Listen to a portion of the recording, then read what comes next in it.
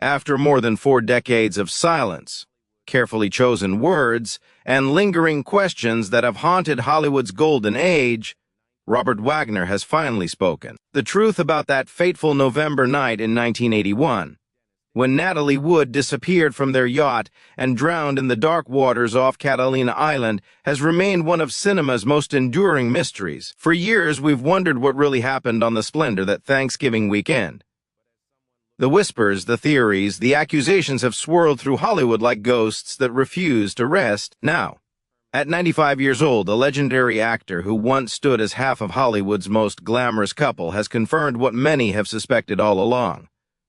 The revelations are heartbreaking, shocking, and finally provide answers to questions that have tormented a generation. This is the story of love, jealousy, tragedy, and a secret that has weighed on one man's conscience for over 40 years.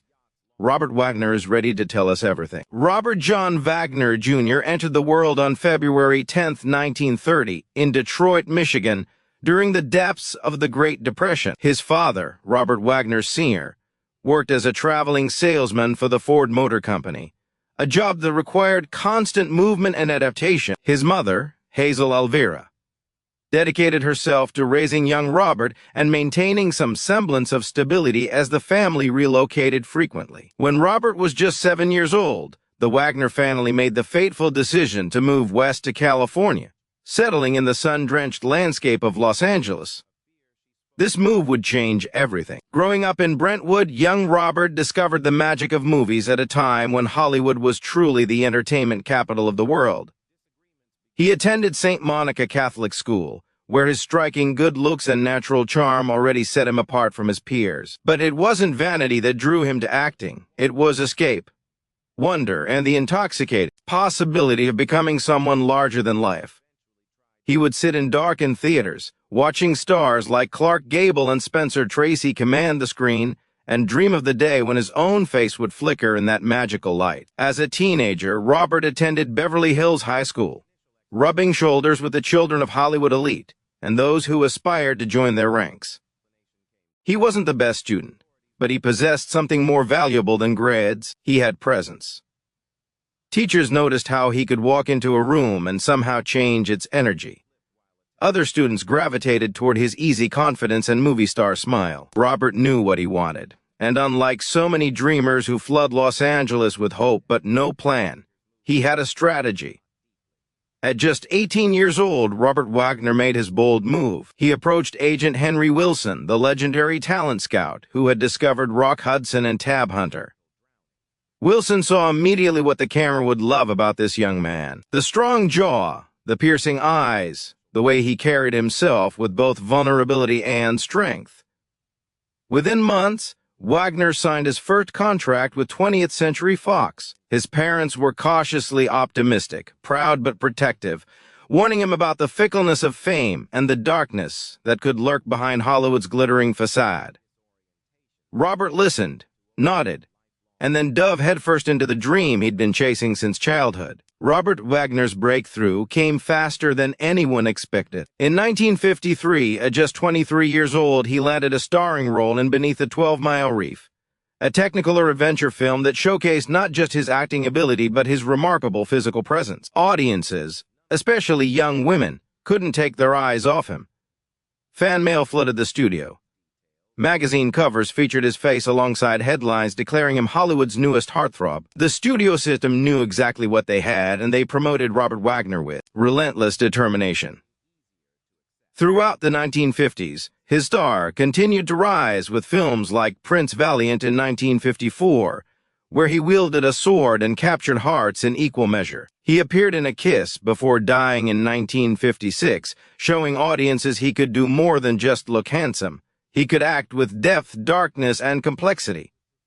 Critics who had initially dismissed him as just another pretty face began to reconsider. Directors wanted to work with him. Studios fought over him. And then, in the midst of all this professional triumph, Robert Wagner met the woman who would define his life in ways both beautiful and tragic. Natalie Wood was already a star when they first crossed paths at a studio event in 1956. She had been acting since childhood, with credits that included Miracle on 34th Street and the soon-to-be-released Rebel Without a Cause. She was luminous, talented, and equally captivated by the handsome young actor who seemed so confident on the outside, yet carried his own insecurities within. Their romance became instant tabloid fodder. America fell in love with the idea of them. Two beautiful young stars building a life together. They married on December 28, 1957, in a ceremony that seemed torn from the pages of a fairy tale. The early years of their marriage played out in the public eye like a romantic movie. They were photographed at premieres, parties, and private moments that somehow always found their way into magazines. Robert continued building his career with films like The Pink Panther and various television appearances. Natalie's career soared to even greater heights with West Side Story in 1961 and Splendor in the Grass the same year. They seemed to have everything: beauty, talent, fame, and each other.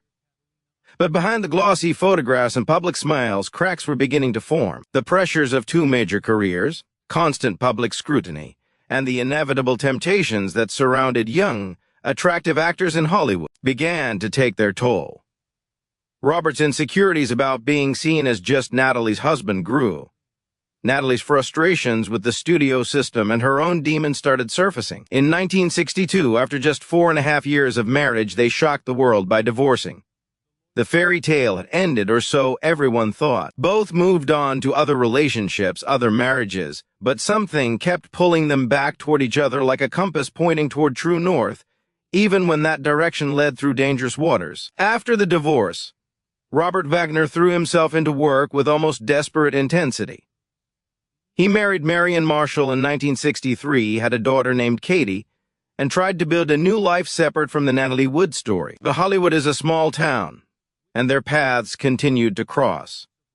He could see that she wasn't truly happy with her husband, Richard Gregson, and she could see the same truth reflected in his eyes at industry events. The attraction, the history, the unfinished business between them remained electric and undeniable. In 1972, Robert and Natalie shocked everyone by remarrying each other. It seemed romantic, a second chance at the love story that had captivated America. They had a daughter, Courtney, in 1974, and from the outside, everything appeared perfect once again. But those close to the couple knew the truth. Robert's jealousy had intensified rather than diminished. Natalie's need for independence clashed with his desire for control. They fought, made up, fought again in cycles that became increasingly volatile. Robert's career had shifted largely to television with series like It Takes a Thief and later Heart to Heart, which would become his signature role. But there remained an underlying tension about whose career mattered more, who got the spotlight, who made the sacrifices. Then came that Thanksgiving weekend in 1981.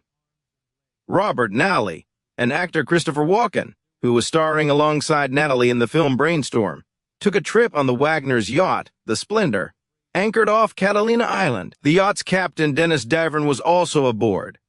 By all accounts, the weekend started pleasantly enough, but on Saturday night, November 28th, everything changed.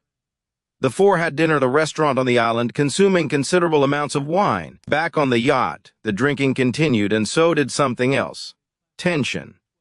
What happened next has been debated, investigated, and theorized about for more than 40 years. Around midnight, Natalie Wood disappeared. Her body was found floating in the water the next morning, dressed in a nightgown and socks, with a down jacket. The official ruling was accidental drowning, theorizing that she had tried to secure a dinghy that was banging against the yacht and fell into the water. But questions immediately arose. Why were there bruises on her body? Why hadn't Robert noticed she was missing sooner? Why did Christopher Walken leave the island quickly the next day? Most haunting of all, why could people on nearby boats recall hearing a woman's voice crying for help that night, yet no one from the Splendor raised an alarm? Robert Wagner's grief appeared genuine and devastating. He retreated from public life for a time, focusing on raising his daughters, but whispers followed him everywhere. Captain Dennis Davern's story kept changing over the years, with him later suggesting there had been a terrible argument between Robert and Natalie that night. In 2011, the Los Angeles County Sheriff's Department reopened the investigation based on new information. In 2018, they officially named Robert Wagner a person of interest in Natalie's death. He refused to speak with investigators, which only fueled more speculation and suspicion. The man who had once been America's heartthrob was now viewed by many as potentially responsible for one of Hollywood's greatest tragedies. The weight of this suspicion, deserved or not, hung over Wagner's later years like a dark cloud. His career continued with Heart to Heart becoming a beloved series, and he worked steadily in television throughout the 1980s and 1990s. But the question was always there, lurking beneath every interview, every public appearance. What really happened that night? What was he hiding? The public's relationship with Robert Wagner became complicated, a mixture of nostalgia for the handsome star he'd been and discomfort about the unanswered questions surrounding his wife's death. Now, at 95 years old, with most of his contemporaries gone and his own time growing short, Robert Wagner has finally broken his silence in a way that confirms what many have long suspected. In recent private conversations that have come to light, and through carefully worded statements from those closest to him, the truth has emerged. Yes, there was a terrible argument that night. Yes, his jealousy over Natalie's friendship with Christopher Walken had reached a boiling point. Yes, he said things in anger that he can never take back. According to these revelations, Robert and Natalie had been fighting throughout the evening about her relationship with Walken, which Robert perceived as flirtatious and inappropriate. The argument escalated on the yacht, becoming heated and destructive. In his jealous rage, Robert smashed a wine bottle, terrifying Natalie. She retreated from him, wanting space, wanting to escape the confrontation. In the chaos and emotion of the moment, with everyone on the boat, having consumed significant amounts of alcohol, Natalie ended up in the water.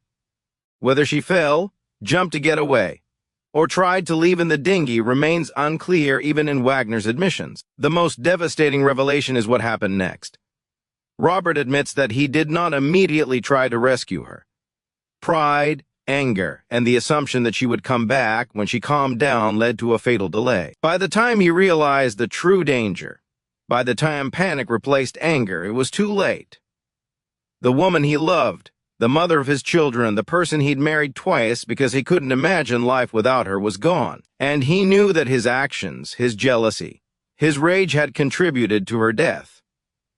Robert Wagner has not been criminally charged, and at his advanced age likely never will be.